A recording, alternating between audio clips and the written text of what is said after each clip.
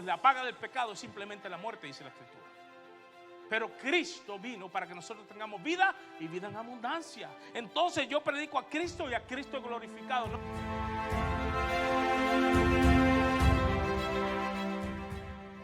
Permanece la fe, la esperanza y el amor. Y estos tres, pero el mejor o el mayor de ellos es ¿cuál? El amor. Que nada nos puede separar del amor de Dios.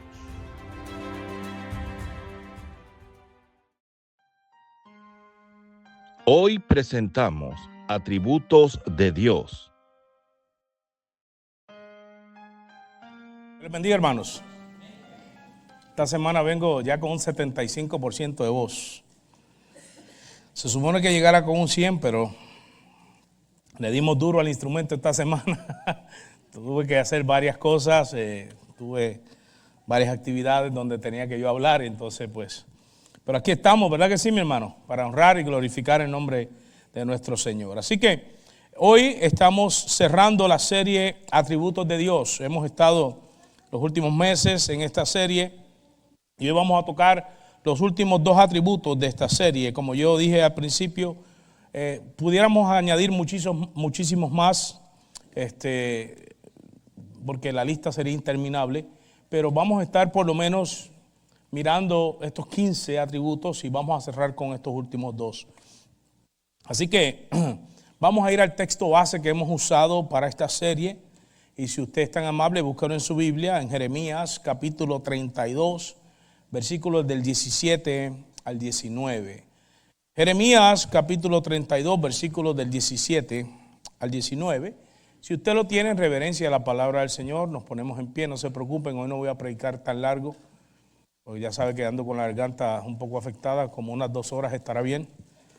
Alabe al Señor ahora. Ahora sí digan, cambias mi lamento en danza.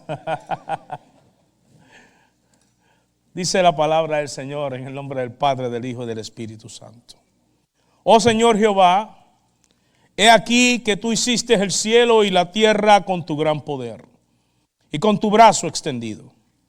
Ni hay nada que sea difícil para ti, que haces misericordia a millares y castigas la maldad de los padres en sus hijos después de ellos. Dios grande, poderoso, Jehová de los ejércitos es su nombre. Grande en consejo y magnífico en hechos.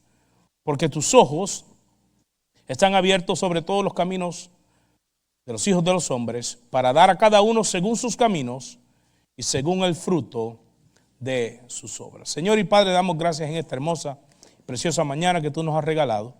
Te pedimos, Padre, que tu Santo Espíritu ilumine nuestro entendimiento de tal forma que podamos comprender el mensaje y lo podamos, Señor, poner por obra en nuestra vida diaria. A ti la gloria y la honra, Señor, en el nombre de Cristo Jesús oramos. Amén. Amén. Pueden tomar asientos, mis amados. En las semanas anteriores, en los meses anteriores, estuvimos mirando estos atributos. Voy a hacer un repaso de los primeros 13 atributos antes de llegar al 14 y al 15. Y el primer atributo que vimos fue la soledad de Dios. Hubo un tiempo donde Dios estaba solamente Él. ¿Okay? Hablamos de Dios como espíritu, que es un atributo, el Dios eterno. Cuarto, el Dios inmutable, que no cambia. Quinto, el Dios infinito. El número 6 fue el Dios omnipotente. El número 7 fue el Dios omnipresente. El número 8, hablamos de la omnisciencia de Dios, el Dios que todo lo sabe, el Dios omnisciente. El número 9, mi querido hermano, fue su santidad. Dios es un Dios santo, es un atributo que solamente le pertenece a Él. Número 10, Dios es justo. Dios tiene una justicia que es perfecta, es un atributo de Dios. Dios es misericordioso. El número 11, Dios es misericordioso. El número 12, hablamos que Dios es veraz, la verdad de Dios. Y la semana pasada estuvimos hablando del Dios de amor. El Dios es amor. No es que contiene, no es que anda buscando, no es que quiere llegar a ser. Él es amor y de Él se desprende todo amor que podamos conocer. ¿Ok? Ahora en esta semana, cerrando ya esta serie, vamos a estar mirando el número 14 y es que Dios, escuche bien, Dios es luz.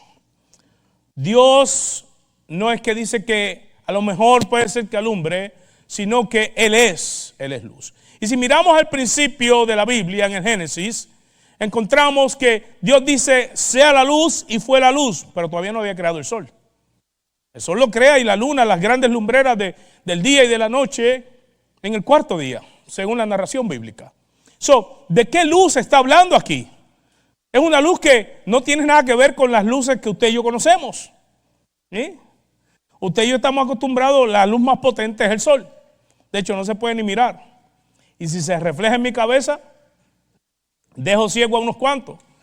Porque la luz del sol es una luz potente. Mas, sin embargo, cuando Dios comienza la creación, habló de una luz que no es el sol.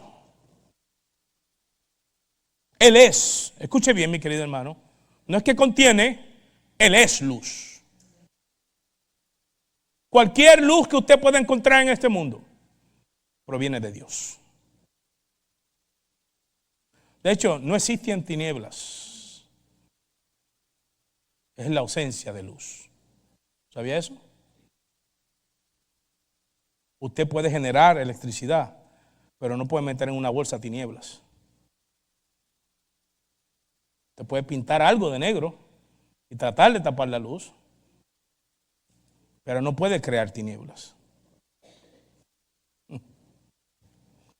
Ahora, el apóstol Juan señala en su epístola, en primera de Juan 1:5, asevera con sus propias palabras, Dios es luz. Ahora, esto va amarrado con el amor también, porque en esa primera carta, en esa primera epístola que él envía, en el capítulo 4, versículo 8 también dice que Dios es amor. Y tenemos que entender que Dios no deja de ser amor para ser luz. Esto lo he tratado de explicar antes. Todos sus atributos se cumplen al mismo tiempo. ¿Ok? Dios no deja de ser misericordioso para ser luz. No deja de ser todopoderoso para ser luz. Él sigue siendo, pero todos trabajan en una armonía que quizás usted y yo no vamos a poder entender. ¿Ok? Yo puedo explicar cómo es el proceso de algo. Por ejemplo, yo puedo explicar cómo los seres humanos se multiplican, ¿sí? Cómo es el proceso del embarazo. Yo lo puedo explicar, pero cómo fue creado es imposible explicarlo. Eso se escapa a nuestra comprensión. ¿Cómo fue que es posible que algo tan microscópico, mi hermano, una cosa como el ADN donde lleva toda su información, hace que se multipliquen las células y cada célula sepa exactamente qué es lo que tiene que formar? Eso es algo que se escapa a la comprensión. La luz de Dios se escapa muchas veces a nuestra comprensión. ¿Cómo es que crea la luz pero todavía no estaba el sol? Usted no se ha hecho esa pregunta. ¿Cómo que ya había luz pero todavía no había creado el sol? Es que Dios puede ser tantas cosas a la misma vez. Ahora, habla de que en el principio creó Dios la luz, ¿verdad que sí? Pero en Juan, en el Evangelio de Juan, en el capítulo 1, dice, en el principio, ¿era quién? El verbo, y el verbo era con Dios, y el verbo era Dios. Lo que nos está diciendo desde el principio, que la luz de que está hablando aquí es Cristo. Cristo es la luz que alumbra este mundo. ¿Ok? Por Él y para Él fueron hechas, dice, todas las cosas. ¿Sabía eso? Y todos los que estamos aquí, de alguna forma, necesitamos la luz de Cristo en nuestra vida. Lo vamos a ver un poco más adelante. Pero mire, Juan en su evangelio, ya no en su carta, en el evangelio de Juan, que es el cuarto libro del Nuevo Testamento, dice en el capítulo 1 y versículo 9, aquella luz verdadera que alumbra a todo hombre venía a este mundo. Esa canción que decía, brilla Jesús, por supuesto, Él es la luz. Pero no está hablando de alumbrar la sabiduría del ser humano, está hablando de alumbrar la parte espiritual del ser humano. Las tinieblas que usted y yo no vemos son alumbradas por esa luz. De hecho, la palabra de Dios dice que naturalmente nosotros nacemos en tinieblas. Lo voy a explicar de esta forma, según lo dice Romano. Por cuanto todos pecaron y están destituidos de la gloria de Dios. Por eso es que necesitamos la luz de Dios en nuestra vida. ¿Sí? Yo no sé cómo sea su vida, pero la mía tiene un parteaguas antes y después de haber tenido un encuentro con Cristo. Hay cosas, mi querido hermano, que usted puede entender, pero no comprender. ¿Ok? Hay gente que conoce la Biblia de arriba abajo, y si la luz de Cristo no los alumbra, ellos no entienden ni papa. Hay profesores en la universidad que son completamente ateos y se conocen la Biblia. Hello. Y yo le pregunté una vez a alguien que decía no creer en Dios. Estaba todo enojado. Y yo le dije, ¿por qué te enojas si tú dices que no crees en Dios? ¿Con quién te estás enojado? ¿Por qué te enojas con alguien que para ti no existe? ¿Enojaste conmigo que te digo que le existe? Y le hago la segunda pregunta que usted sabe que yo siempre hago. Y si no existiera Dios, ¿por qué todos los seres humanos tienen una huella digital diferente? ¿Quién creó eso? ¿La casualidad? La casualidad hizo que todos tuviéramos una huella digital diferente. Y que tuviéramos una personalidad completamente diferente el uno del otro. Parecidas, pero no iguales. Hello. ¿Quién se inventó que el huevo de una gallina usted lo abra y se lo come y es sabroso? A mí me gustan los huevos de gallina, hermano. Los de ganso, los de pato, hermano, el huevo que se va. Yo no discrimino. Hago un omelette, una tortilla española con papitas. Usted sabe cómo es eso. ¿Sí? Pero usted toma ese huevo de gallina y lo encuba. Y en 20 y pico de días, usted tiene un pollito. Con pico, con alas, con plumas, con corazón, con intestinos, con patas. Y crece y se multiplica. Y después uno se lo come frito. O sea huevo, sea pollito, es igual de bueno.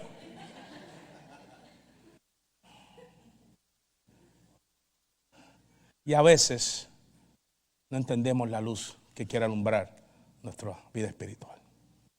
Ese Dios que ha creado todas esas cosas es la luz que alumbra la vida espiritual del ser humano.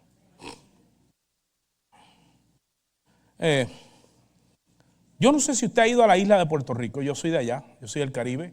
Hay otros que somos del Caribe aquí, de la República Dominicana, de Venezuela, que queda en la cuenca del Caribe. Colombia también tiene parte de la cuenca del Caribe. Cuba. Y sabemos que el sol de nuestras islas es bravo, ¿sí o no?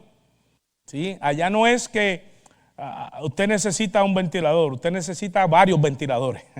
¿Ok? Y el sol del mediodía es fuerte. Pero dice una cosa, el sol de Texas en verano es fuerte también. Alguien por ahí hizo,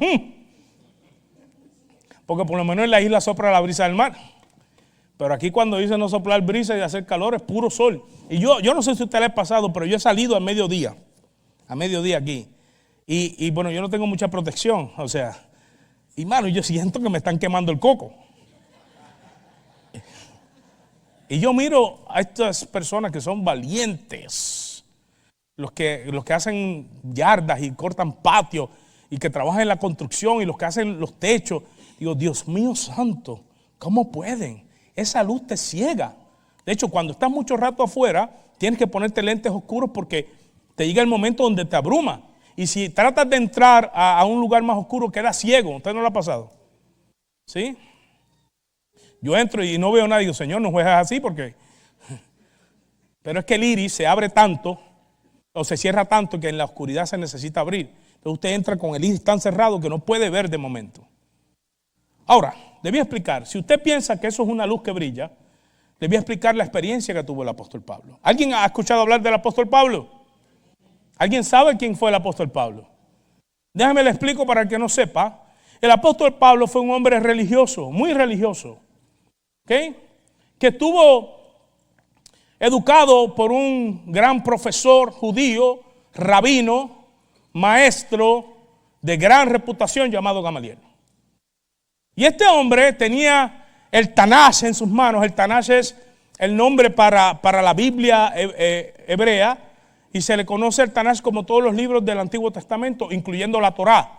que la Torá es el Pentateuco, los primeros 5 libros. Y él los había estudiado muy bien y se los conocía, pero vivía en tinieblas. Mi querido hermano, el que usted conozca versículos bíblicos no significa que usted está en la luz. Para poder entender la palabra de Dios necesitamos la luz de Dios. Este hombre de que le estoy hablando, que mucha gente lo conoce, conocido antes como el gran Saulo de Tarso, había estudiado tanto y tanto y tanto que su religiosidad estaba haciendo que persiguiera a la iglesia de Jesucristo. Cuidado con ser tan religioso, mi hermano. Ajá. Perdón. Porque andamos. Y hay 3 que te están diciendo, ¿y tú qué? Hello, ¿y tú qué? ¿Sí? Y esa religiosidad hacía que él viviera en tinieblas, aún conociendo la verdad de la palabra. Pero hubo un día que su vida cambió. Hubo un día que la vida de Saulo cambió. Y fue cuando alumbró una luz verdadera. Y estando ya preso, lo habían arrestado, estaba Festo, ¿verdad? Un romano estaba a cargo de él como el que lo tenía prisionero. Y los judíos de Jerusalén querían acusarlo y le querían, mire, como decimos en Puerto Rico, limpiar el pico. ¿Sí? Le querían dar muerte. Pero Festo dijo, no, eso no es así, en el sistema romano hay que celebrar un juicio y todo eso. Pero en esos días que él estaba allá, estaba en Cesarea, Pablo estaba en Cesarea, preso, llega un rey que se llamaba el rey Agripa, con Berenice, y Festo le consulta, mira, tengo a este hombre y no lo puedo mandar así, necesito mandarlo con una acusación porque él apeló al César para que vea su caso. Y en este contexto llaman a Pablo al día siguiente a la corte para que Pablo hable, y el rey de Agripa pues está allí escuchándolo y él comienza a decirle qué fue lo que sucedió. Yo quiero que usted vea lo que está hablando un hombre cuando fue impactado por la luz que usted y yo necesitamos. En el capítulo 26 del libro de los Hechos está narrando Pablo su experiencia al rey Agripa. Y comienza este versículo diciendo, ocupado en esto. Cuando dice ocupado en esto, andaba persiguiendo a la iglesia. Eso es lo que hacía. Él iba de camino a Damasco para ir a buscar a algunos cristianos y arrestarlos o apedrearlos o darle muerte o encarcelarlos. O sea, para eso iba él. Y estando ocupado en eso, iba yo a Damasco con poderes, es decir, con autoridad y en comisión de los principales sacerdotes. Los mismos que ahora lo querían matar. ¿Ok? Dice, cuando a mediodía, oh rey, yendo por el camino, vi una luz del cielo que sobrepasaba el resplandor del sol. ¿Se puede imaginar la potencia de esta luz? ¿Alguna vez ustedes han mirado el sol por un ratito? ¿Sí? Se queda usted viendo bolitas de colores, ¿sí? O una bolita así en el mismo medio, usted cierra y abre los ojos y dice, me quedé visco.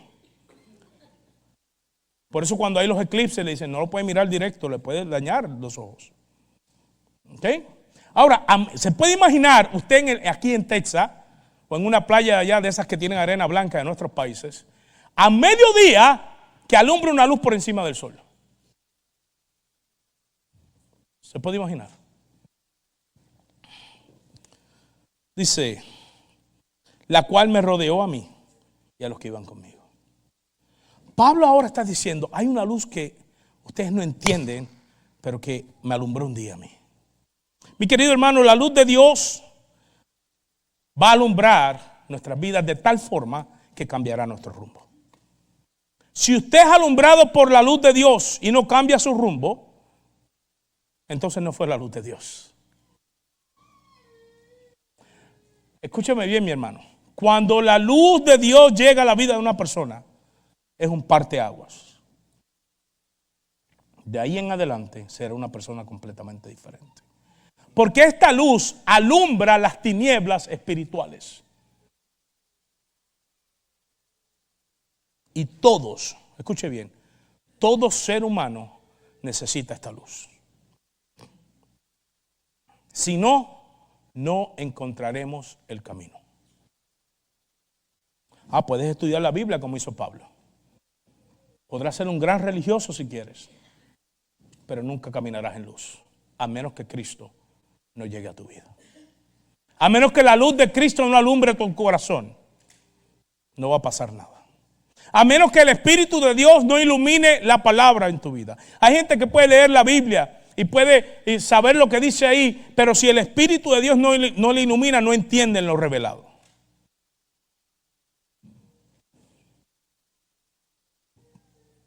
No lo entienden. Y de ahí viene el asunto que le llaman a los que creemos locos. Yo prefiero ser un loco iluminado que un sabio en tinieblas.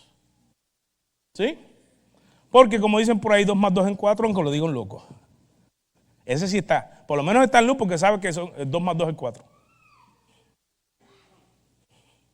Mi querido hermano, a veces que estamos viviendo en muchas tinieblas en nuestras propias vidas, tinieblas del pasado, que hay que disiparlas con la luz del Señor. La palabra de Dios asocia a esta luz con todo lo que es puro, vivo, verdadero, limpio, ordenado, y nos lleva a considerar la misma gloria de Dios. Ahora, ¿por qué necesitamos la luz de Cristo en nuestras vidas? Porque necesitamos purificarnos, necesitamos tener vida, necesitamos tener la verdad, necesitamos ser limpiados, necesitamos ordenar nuestra vida. Porque más que uno de los que estamos aquí hemos tenido un desorden alguna vez. Desórdenes emocionales en las cámaras ocultas de nuestro corazón.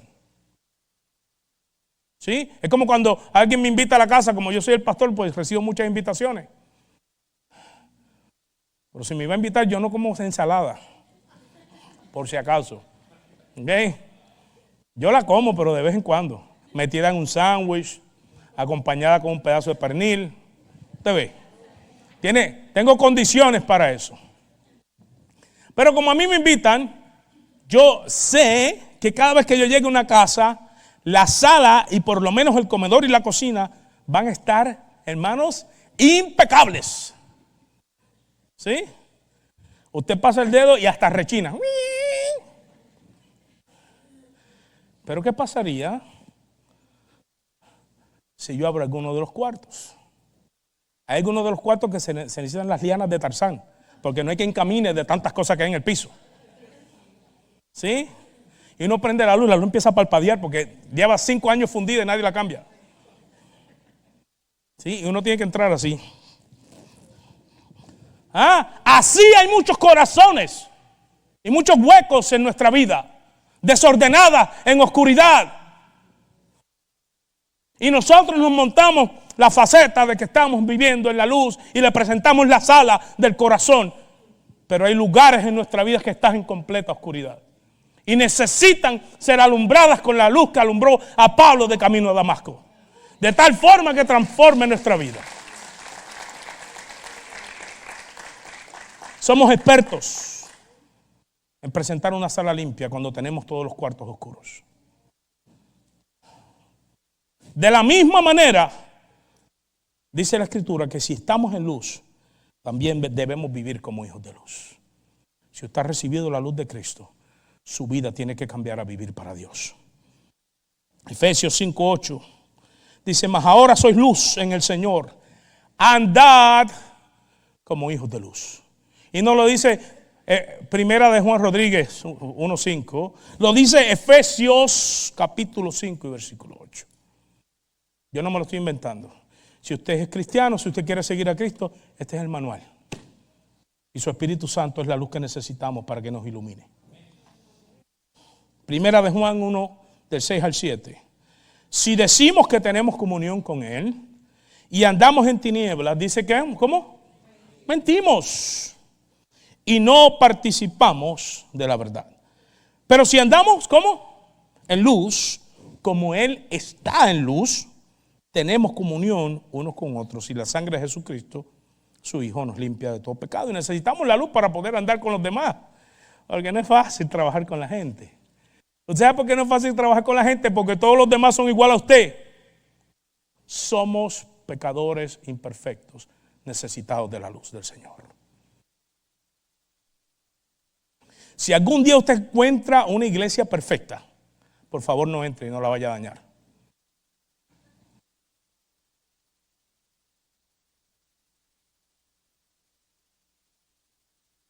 No hay iglesias perfectas.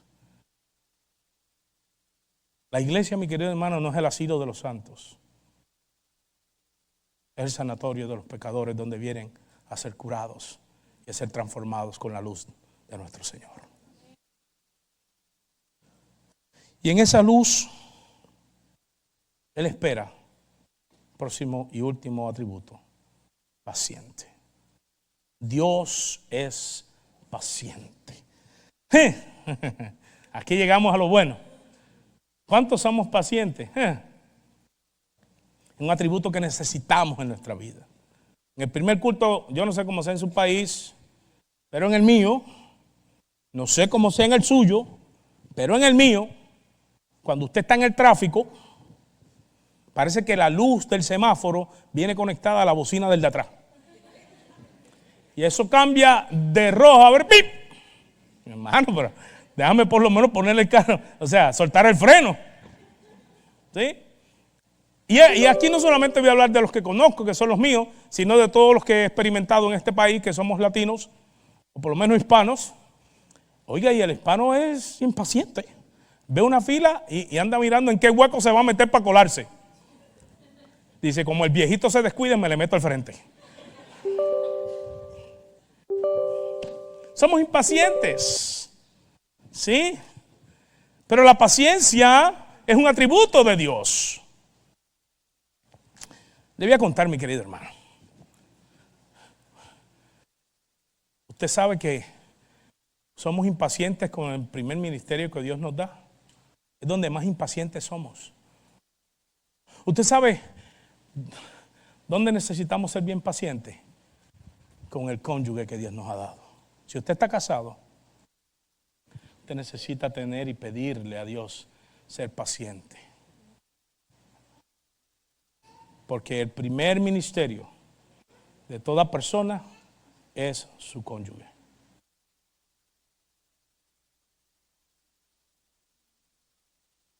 A veces hay unos cuantos que son leones en la calle y gatitos en la casa. Hello. Son lobos depredadores en el campo afuera y adentro son unos popis.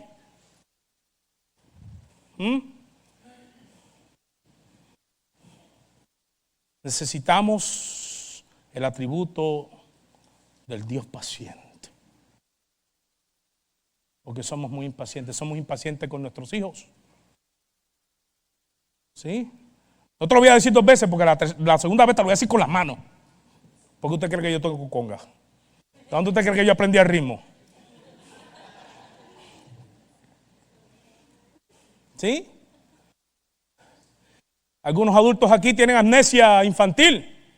No, hay algunos abuelos, mi hermano, y algunos padres que tú los escuchas y dices, pues no, este muchacho vivía era un angelito y no sé para qué el Señor lo mandó para la tierra. Porque ellos cuando eran niños no rompían un plato ni nada. Eran súper bien portados y lo que mi mamá decía, eso hacía al momento. Eso creía yo de una tía mía hasta que conocí una señora que era como si fuera mi abuela y me contaba las verdaderas historias. Y ahí me enteré de muchas cosas. Y de mi abuelo también y de otras cosas que me contaba la señora.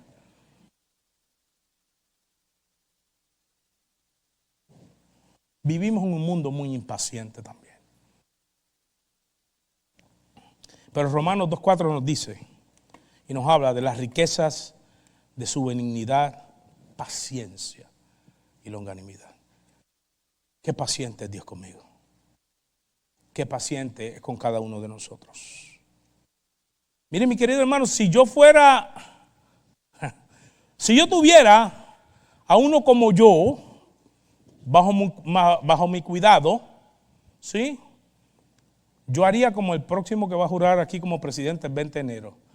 You're fired. Yo me despediría a mí mismo. Porque para soportarme hay que a esa mujer que darle un trofeo. ¿Quién dijo amén?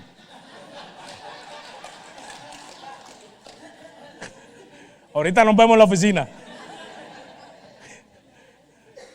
Hay que darle un premio, porque yo no soy fácil.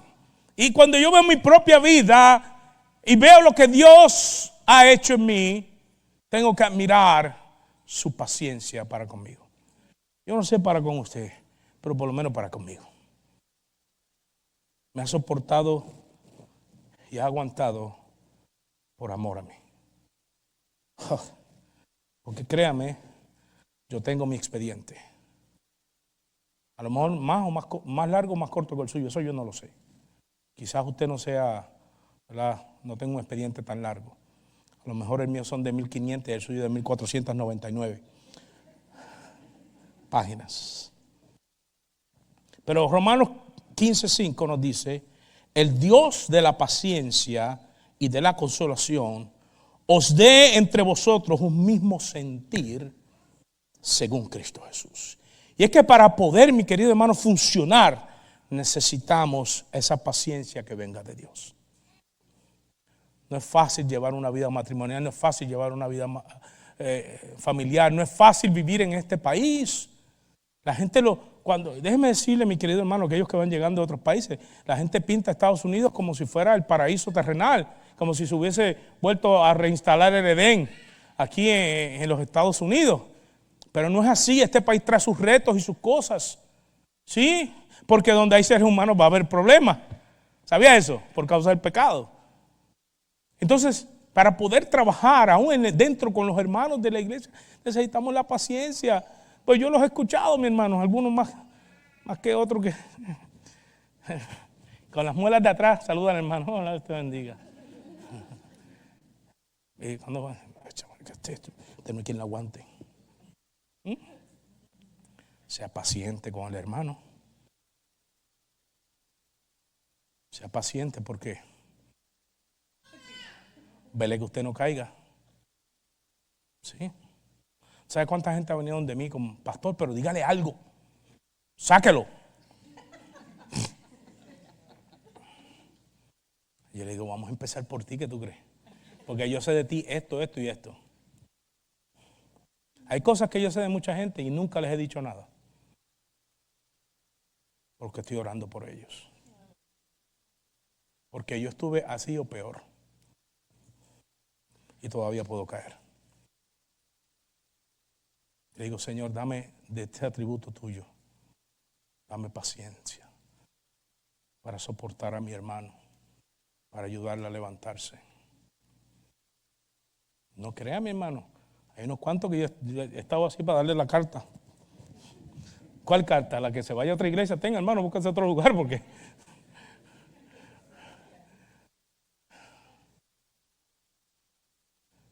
Pero necesitamos ese atributo en nuestra vida. Dios ha sido paciente para cada uno de nosotros, esperando el momento en que su luz llegue y alumbre nuestro corazón y podamos nosotros responder a su llamado. Dios ha sido paciente con cada uno de nosotros cuando muchas veces, después que venimos el domingo aquí, después que se hace un llamado, yo no sé si usted ha respondido alguna vez a un llamado. Yo cuando no era pastor, y a veces el pastor predicaba una de esas predicaciones que me quebró el corazón. Y yo pasaba ese domingo a un llamado de aquellos que quieran, ¿verdad? Vengan, vamos a orar juntos, comprometiéndonos. Hermano, y uno sale por ahí que hay que amarrarle un hilo, porque no se vaya uno a elevar como los globos de helio. Sí, para mantener los pies aquí, porque uno va en un éxtasis. Pero dije paciente porque a veces el mismo lunes después estamos estrellados de nuevo. Y ahí está Dios paciente con nosotros. Hijo, vuelve a levantarte. Mi hijo, te voy a tener que disciplinar, pero yo te sigo amando.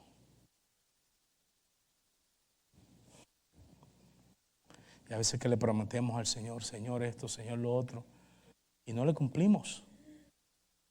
Y el Señor es paciente. ¿Sí?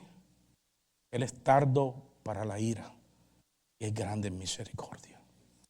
En esa paciencia espera hasta que desarrollemos el carácter de su Hijo Jesucristo. ¿Usted sabe lo paciente que fue con Pedro? Escúchame bien, mi hermano. Pedro era muy cercano al Señor. Pedro era un hombre atrevido, valiente. Pedro fue el único de los discípulos que dijo: si eres tú, que yo camine sobre el agua. Hay unos cuantos aquí que dicen que caminarían, mentira. Estarían como gatos en alfombra, amajados de la barca. Pero Pedro dijo: yo voy. Y Pedro, un hombre, mi querido hermano, era un hombre fiel. Pero como un ser humano falló, ¿sí o no? Como un ser humano sufrió los embates del cuerpo en el cual vivimos. Sí, y después que prometió y dijo: todos estos que están aquí te van a dejar, pero este que está aquí, sí, como hacemos muchos de nosotros, yo no, chacho, decimos allá en Puerto Rico, muchacho, tú eres loco, yo no. Ahí le hablé un poquito boricua para que entiendan la jerga de nosotros. Sí, Pedrito, mi hijo, el enemigo te ha pedido para zarandearte como al trigo. Pero yo le piso la cabeza al diablo. No.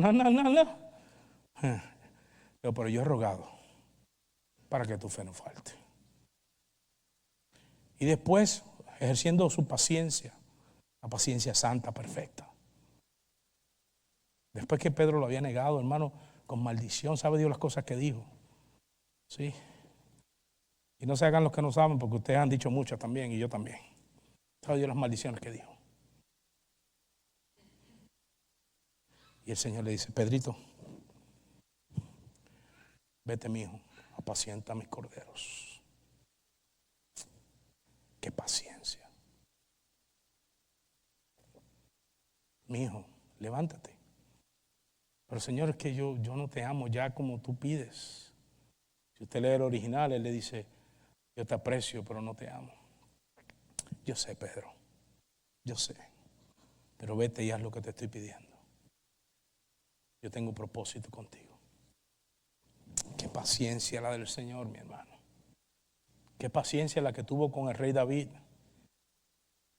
después que hizo lo que hizo el rey David. Qué paciencia tuvo con Moisés.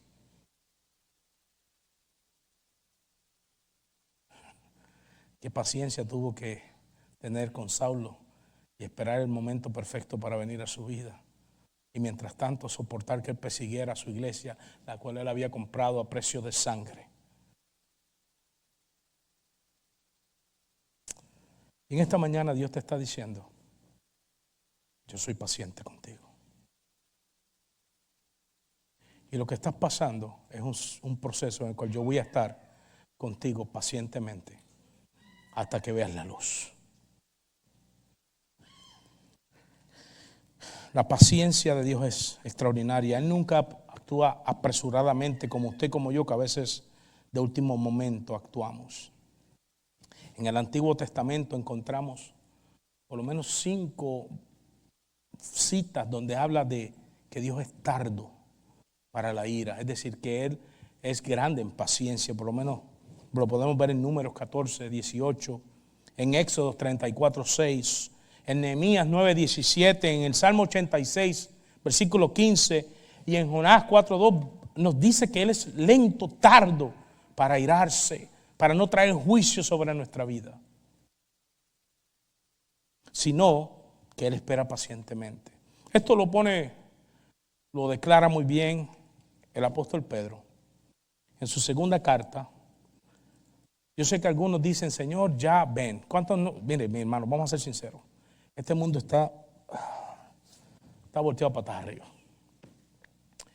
Es difícil cuando tú pones el noticiero, por lo menos de mi país, y escuchas que un hombre fornido como yo, bueno, yo estoy gordito, ¿verdad? Pero debajo de la grasa hay fornitura. Y agarra una bebé, una criatura hermosa, y la tira contra la pared de cemento.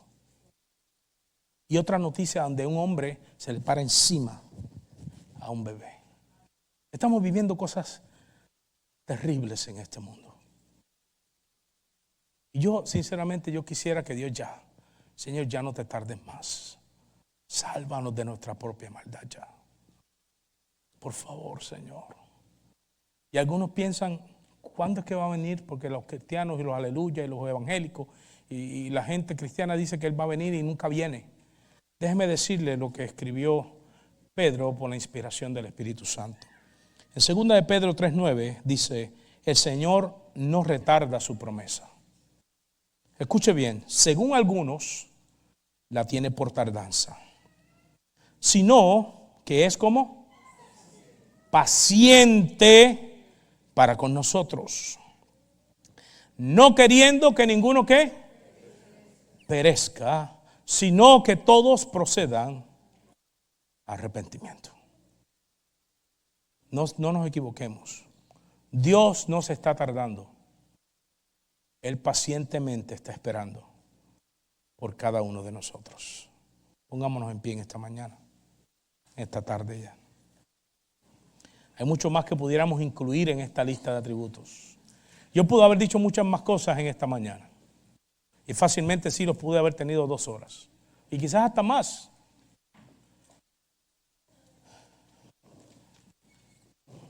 Pero yo creo que con lo que hemos tocado a través de esta serie, es suficiente para que usted y yo tengamos por lo menos un poco de entendimiento del Dios maravilloso que ha llamado a nuestra vida.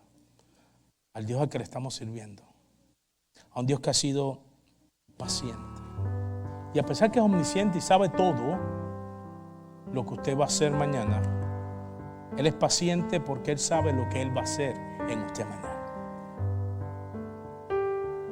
Porque a pesar que usted no vea lo que Él va a hacer, Él ya tiene el camino trazado para usted. Él es tan paciente que dice que la obra que ha comenzado en nosotros, Él mismo la va a perfeccionar hasta el día que Él venga o hasta el día que Él lo llame a su presencia. Y pudiera decir y hablar de la pureza de Dios, de la rectitud de Dios, de su fidelidad, de su bondad, de su salvación, de su compasión. Son tantos los atributos que podemos mencionar. Pero con estos 15 es suficiente. Muchos de ellos todavía los estoy procesando. Inclina su rostro, mi hermano. Vamos a orar en esta hora. Y déjame decirte, escúchame bien. No es que Dios se está tardando en contestarte. Es que está siendo paciente y está desarrollando la tuya también. Las pruebas que pasamos muchas veces es para desarrollar nuestra fe y nuestra paciencia y que sepamos esperar que aunque nosotros queremos lo bueno, Dios tiene lo mejor para nosotros reservado. A veces hacemos un mal cambio. Cambiamos lo bueno que nosotros queremos y dejamos lo mejor que Dios tiene. Pero si esperamos pacientemente en Él, si esperamos pacientemente, vas a gozar de lo mejor que Él tiene para tu vida. Dios te sigue amando. Y como a Pedro, a muchos de los que está aquí le está diciendo, levántate, sigue el camino que he trazado para ti. Aunque tú te autodescalifiques, en mi paciencia yo te he calificado y sigo esperando a que madures y estés listos. Dios te ama. Y nos ha amado tanto que ha alumbrado nuestra vida con su luz. Y ha ejercido sobre nosotros su amor, su paciencia, su bondad. Deposita su paz para que sigas adelante. Te muestra el camino por donde debes seguir. No te rindas, mi hermano, mi hermana, no te rindas. Dios está contigo, pacientemente caminando a tu lado. Señor y Padre, damos gracias en esta mañana por tu amor, por tu misericordia, por tu palabra. Porque en ti tenemos propósito, Señor, porque tu luz ha alumbrado nuestros corazones, alumbra nuestro camino. Y tu paciencia nos mantiene firmes. Tu paciencia está esperando aún por aquellos que han de venir. Tu paciencia espera que yo madure. Tu paciencia, Señor, espera hasta que yo cumpla tu propósito. Perdónanos, Señor, porque a veces no nos damos cuenta que lo que nos está sosteniendo es tu paciencia. Gracias, Señor. Te pido que esta palabra no halle corazones vacíos, Señor, sino que halle corazones dispuestos a recibirla. Porque tú llenas los vacíos, Señor, pero el corazón tiene que ser abierto. Te pido que los corazones se abran para entender lo que he hablado en esta mañana. Que tu Santo Espíritu ilumine sobre tu palabra. Lo pido, Señor, en el nombre de Cristo Jesús. Amén y amén.